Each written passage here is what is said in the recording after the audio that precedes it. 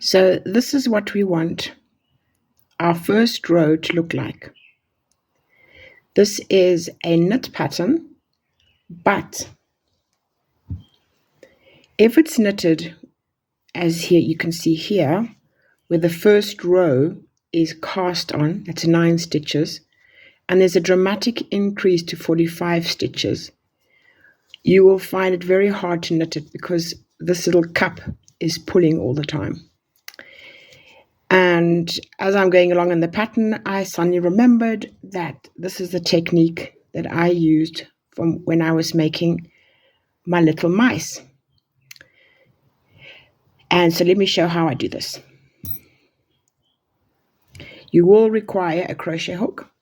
As I'm working in a 3.5, as the pattern is asking for 3.5 for an octopus, I'm going to use a 3.5 millimeter crochet hook.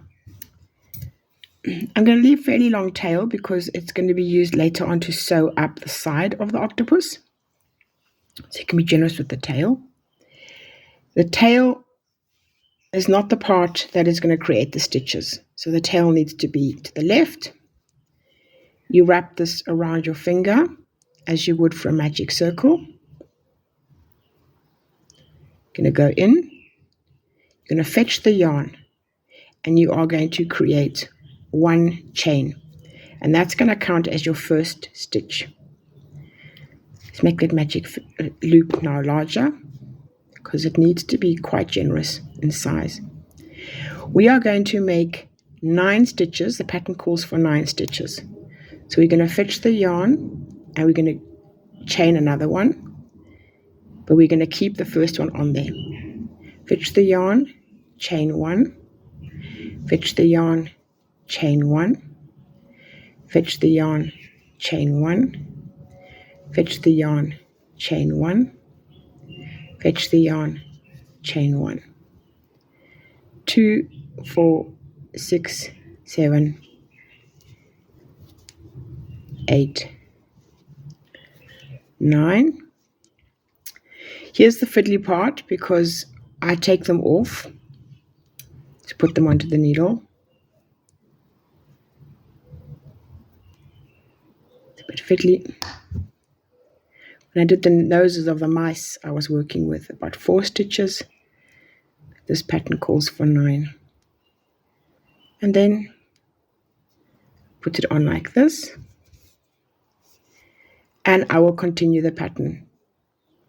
The first row is purl, so I'll turn. And don't tighten this. The whole secret is that this magic loop is going to create a loose knitted feel.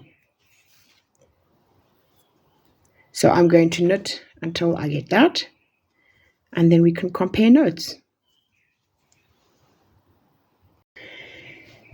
So here's a comparison of the two. This is the cast on with a knitting needle, and this is the cast on with a magic loop and a crochet hook. And I did find it was easier. The work was easier to do.